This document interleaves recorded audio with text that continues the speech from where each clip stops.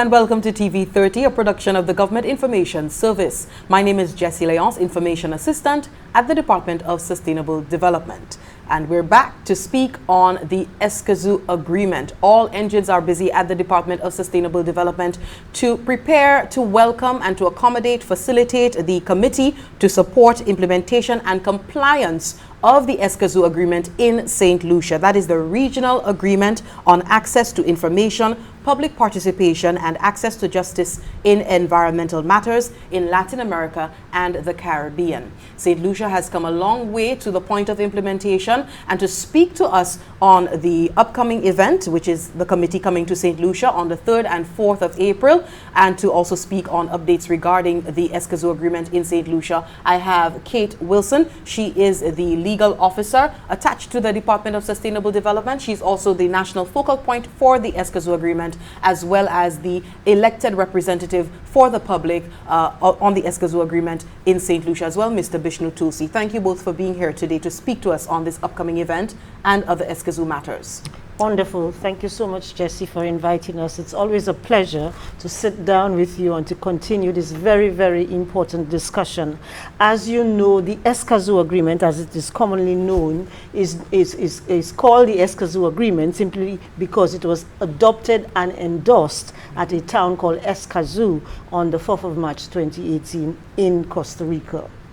Now, what is the agreement all about? The Escazú Agreement speaks to three main things: access to environmental information, public participation in environmental decision making at all levels, and access to justice where, say, a project in the community has wronged you, or has created a nuisance, either because there is air pollution, or it has destroyed the flora and fauna, or something to that effect. So the Escazú Agreement really looks to capacity building, cooperation, and ensuring that all stakeholders, not governments alone, all stakeholders, NGOs working together, the National Trust working with the Department of Sustainable Development, working with the National Conservation Society, working with the youth to ensure access rights to environmental information and access to justice.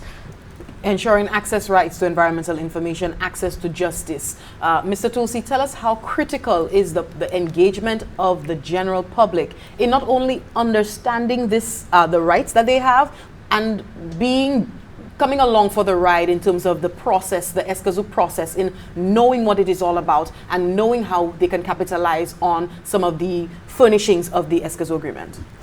Well, we have to think about that in the context that a healthy environment is a human right. That has been declared by the United Nations. It is, in fact, a right to life issue now, with the way the climate is changing, for example. And whatever happens in the environment affects people. And in the absence of the Escazú Agreement, there are really no rights enshrined in any body of law that gives the public the right to the information they need, the right to justice, and the right to participate in the decision-making process to the extent that the decisions will affect the environment and therefore affect them, their health, and their livelihoods. So the Escazú Agreement brings this into international law. Granted, it's a regional Latin America, Central America, and the Caribbean. But now for the first time anywhere in the world, there's an international agreement that gives the public these three rights. And it is in that context that we have to see the agreement, and we have to make sure that the public is aware of these rights, and for government to put mechanisms in place to ensure these rights are met, and to empower the public to exercise those rights as they go about their lives. Understood. We're going to come back to the Escazú Agreement in just a bit, but first, the representatives from the committee to support implementation and compliance of the agreement. It's happening on the 3rd and the 4th. Tell us what we can expect on those days. Who will these representatives on the committee be engaging on those 2 days? Yes. So Jesse, this is a very important subsidiary body of the Escazú Agreement. As the name suggests, implementation and compliance. It is there to support, to ensure that all the, as Mr. Tulsi has indicated, the structures are put in place to ensure that we have the smooth and effective implementation, and also to ensure that there is compliance with the various provisions of the Escazú Agreement. So that committee, which was formed, and you will recall you were very instrumental, you worked with us to send out that call to ensure that the committee members were elected. It was elected at this extraordinary meeting, which took place in Buenos Aires in Argentina in 2023. So this committee now is going throughout the Latin American region.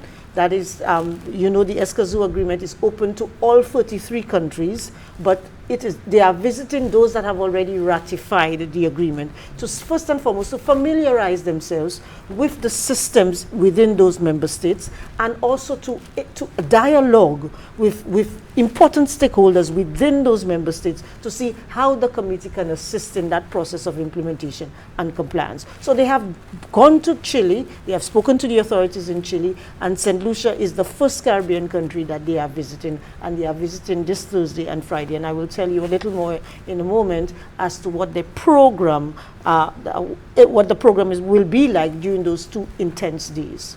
Okay, wonderful. So we're going to hear some of the officials that they will be engaging with. Yes. Mr. Tulsi, I do understand that you will be having an engagement with them, intersecting with members of the public. Can you speak to us a bit about that?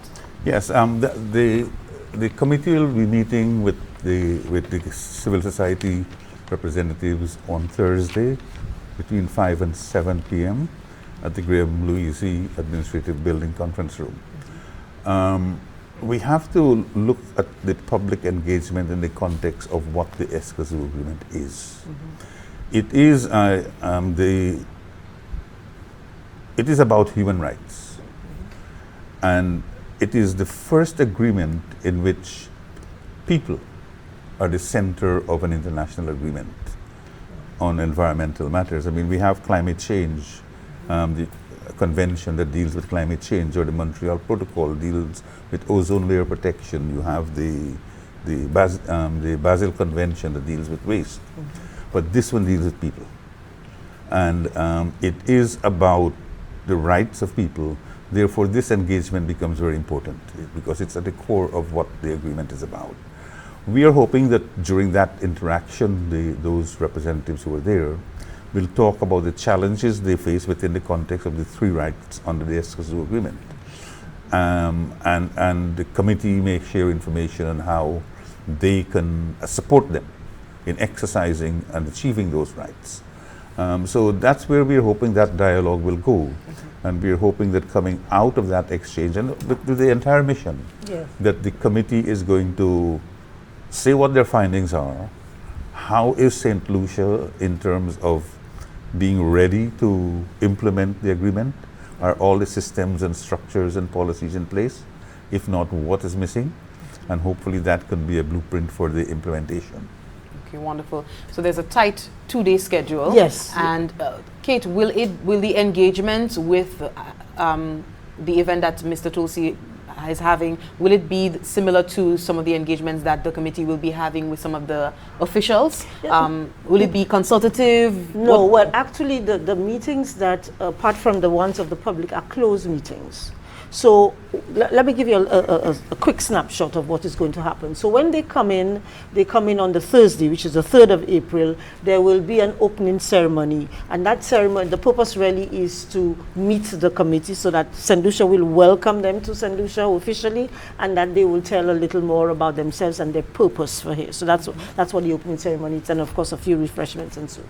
Then after that, the first department that they are going to meet is the Department of Sustainable Development. They are going to dialogue with that department. That is a closed session. It's not open to the public. Whereas the opening ceremony, the press is invited to attend. The GIS and all the media houses are invited to attend so that they can have publicize the visit. The actual sessions with the department are closed sessions. But will they be consultative? Will there be that? Yes, certainly. They will be participatory and, very, very participatory. Because what is intended to happen is that the committee will find out how the Department of Sustainable, what is their role in terms of access to information, access to justice, and participation of the public in environmental decision making. And of course, the committee in turn will be able to dialogue as to how they can assist in that process. So that is what it is all about. So what the committee did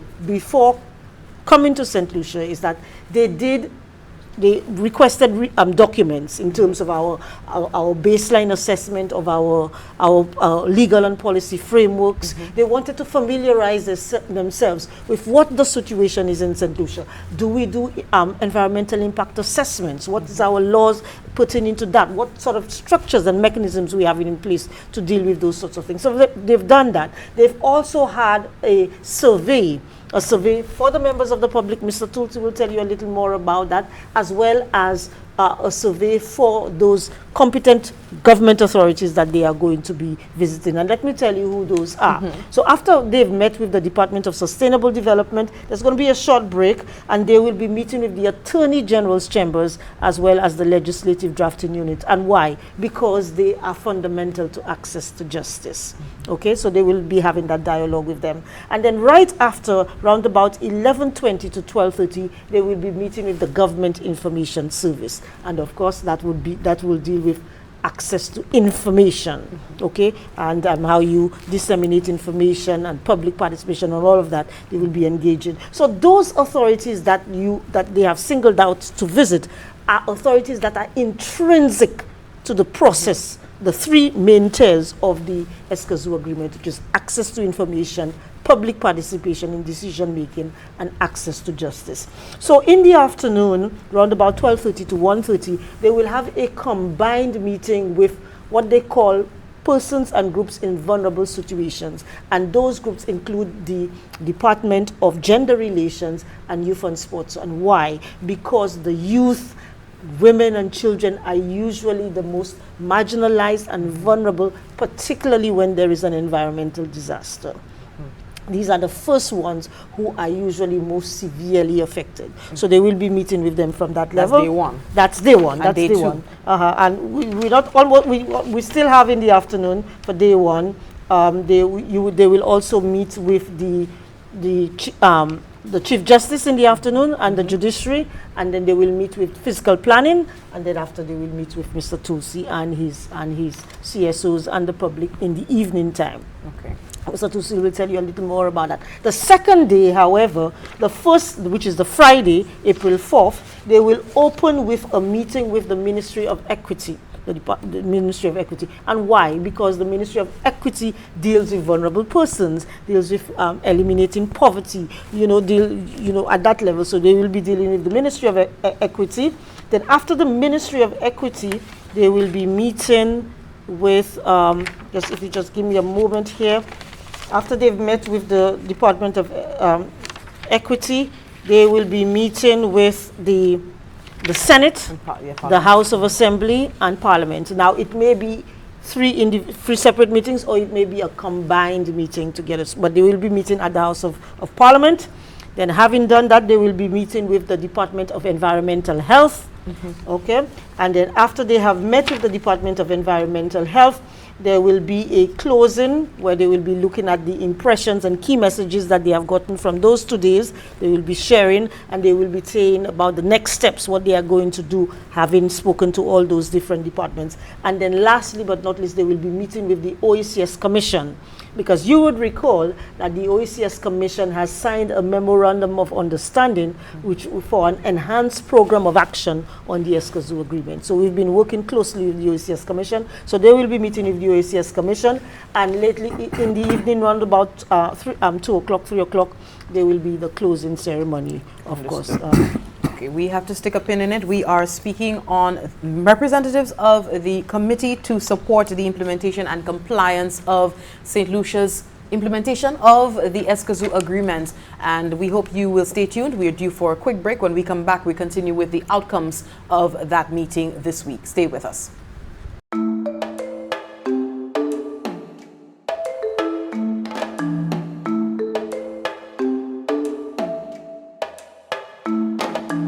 Understanding the planet and the millions of ecosystems it comprises is an overwhelming undertaking because of the huge amount of information that is generated.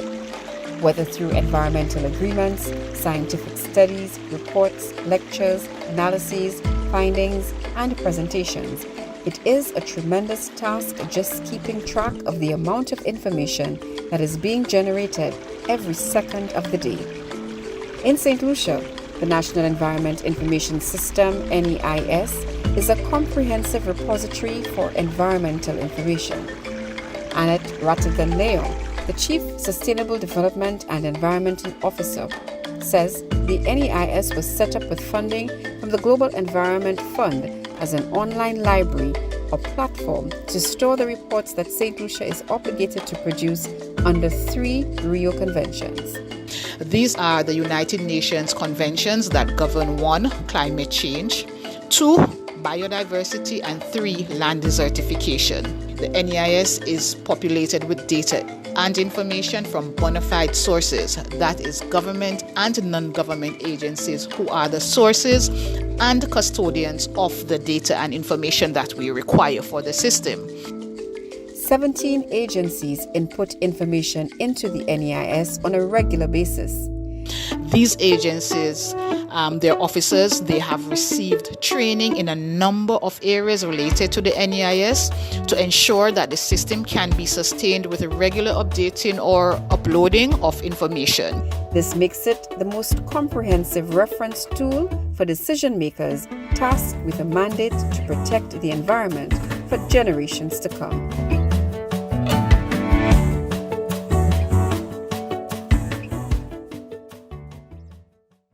Thank you so much for staying with us. This is TV30, and we're speaking on the Escazú Agreement. Representatives from a committee to support the compliance and implementation of the Escazú Agreement in St. Lucia will be visiting April 3rd to the 4th to engage officials, to engage members of the public, civil society, to find out what we can do to further expedite implementation of this very important treaty. I've been speaking to Ms. Kate Wilson. She is the national focal point for the Escazú Agreement, as well as the elected representative for the public, Mr. Bishnu Tulsi. And we've been having quite an engaging discussion on what we can expect in the coming days when they do visit us, and some of the engagement they will be having with high-level officials, with members of the public, civil society organizations, and what can we expect after that. So what comes after the meeting? So we know that it will be a consultative process, finding out what we already have been equipped with, what we need to do going forward. What can we expect from the committee after? Okay, so the committee is going to be preparing a report as to the visit in St. Lucia, what are the gaps, what were the challenges, and all of that, because you know the 3rd Annual Forum for Human Rights Defenders is coming up. Remember, Mr. Tulsi said this is the agreement that has people at its core. It is the first agreement in the world that has provisions for the protection and promotion of human rights defenders.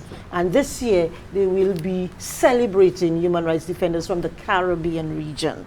Okay, in the past there have been a lot of focus on the Latin American countries, but this year they've implored a lot of persons interested in protecting the environment and who are in the business of protecting the environment from the Caribbean to come and tell their stories and to share their, their case studies.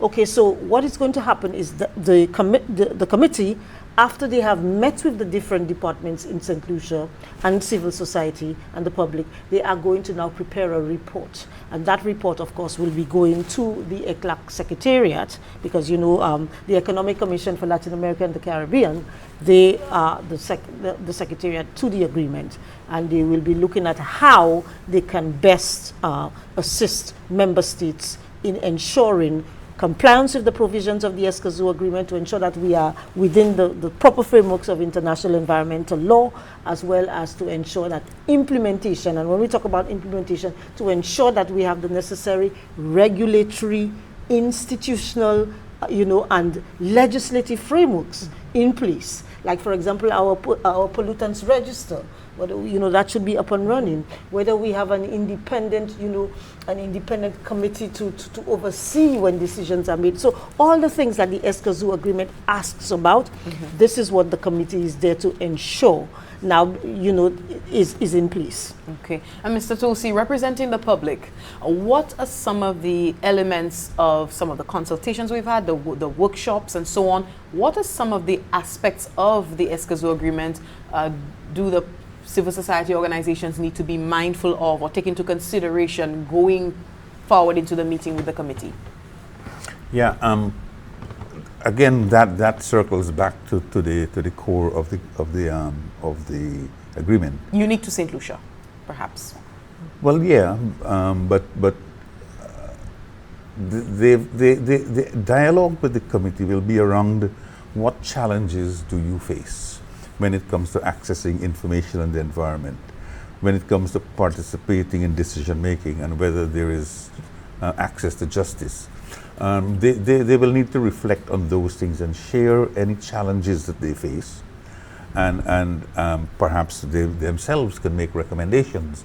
I would not give examples here, but there are cases in St. Lucia where there's been challenges and issues that need to come to the fore.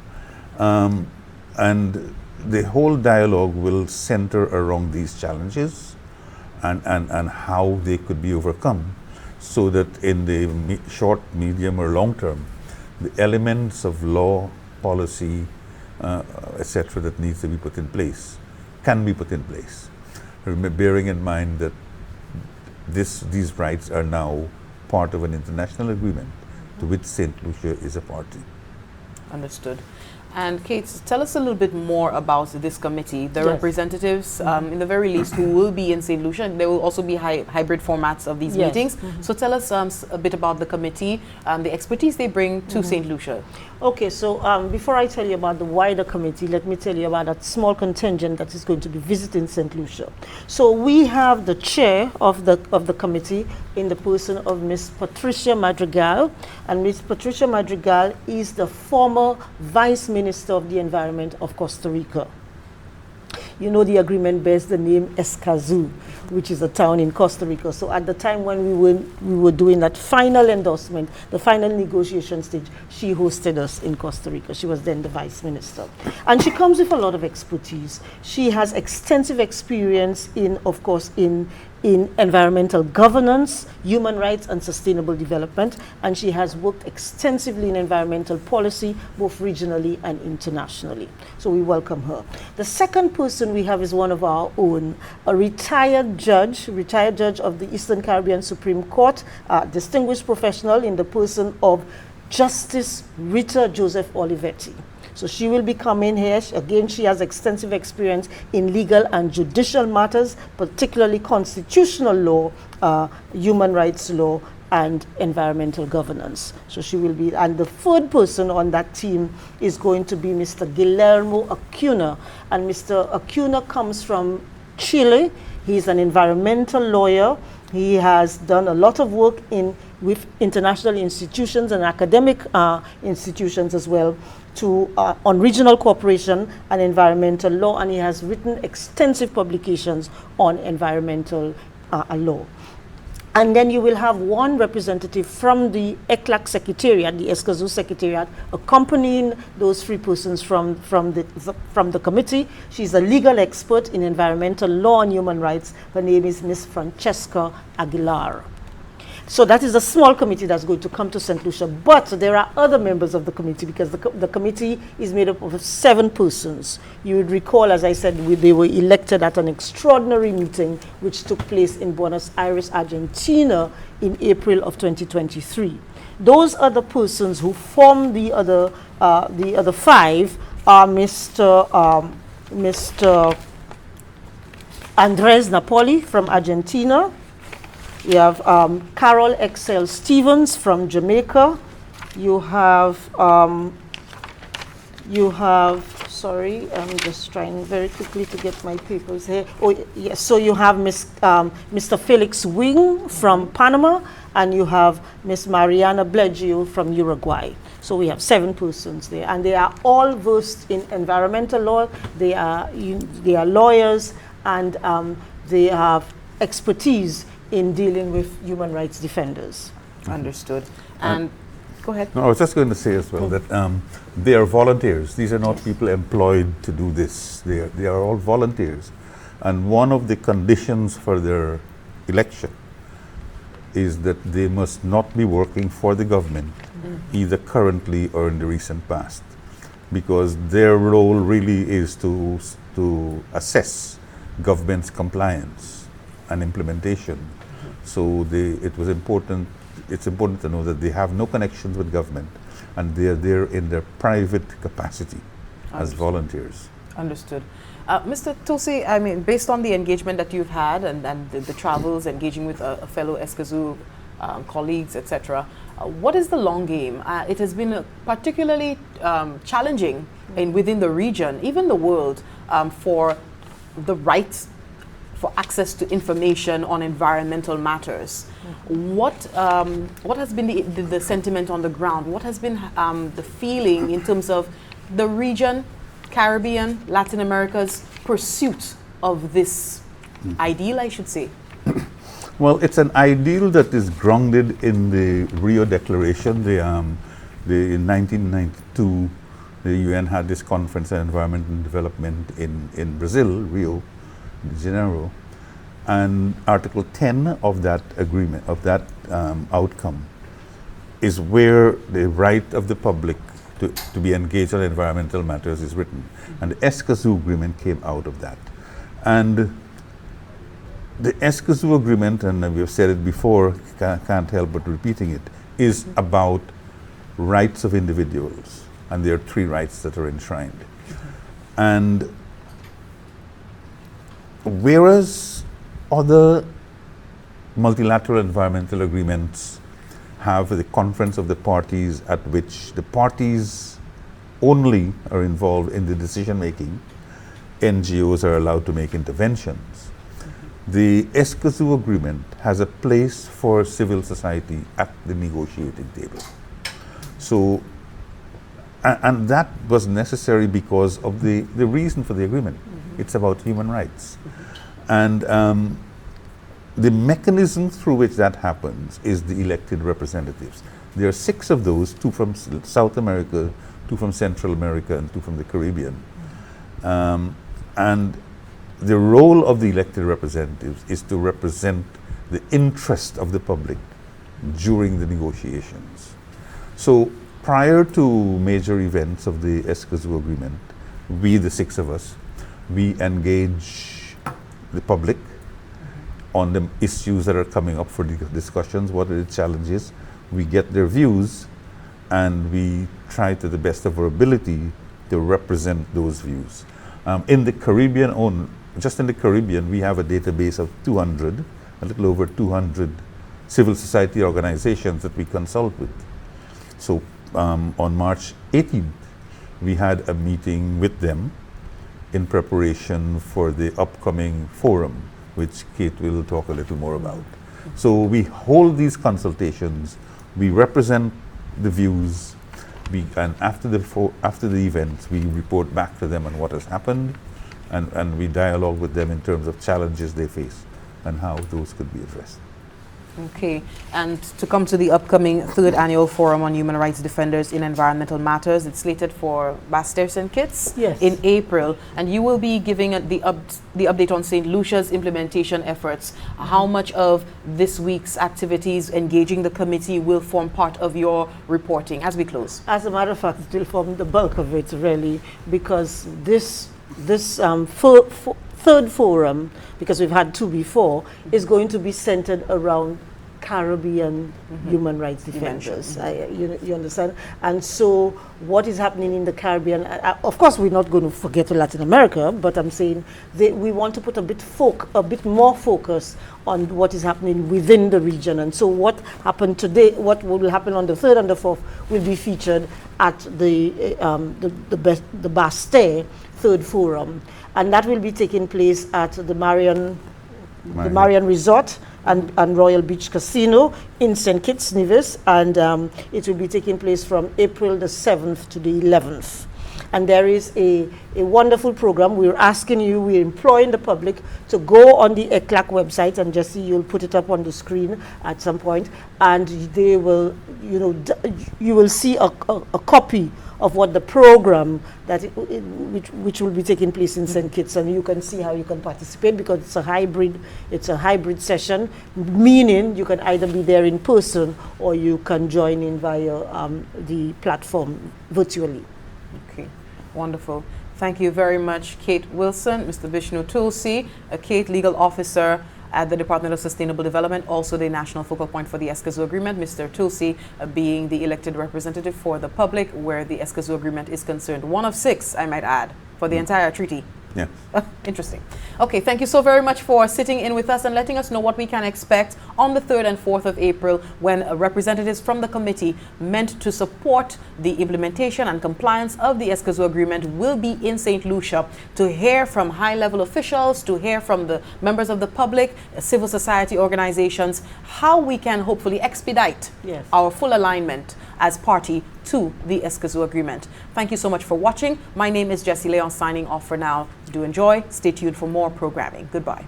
Thank you. Thank you.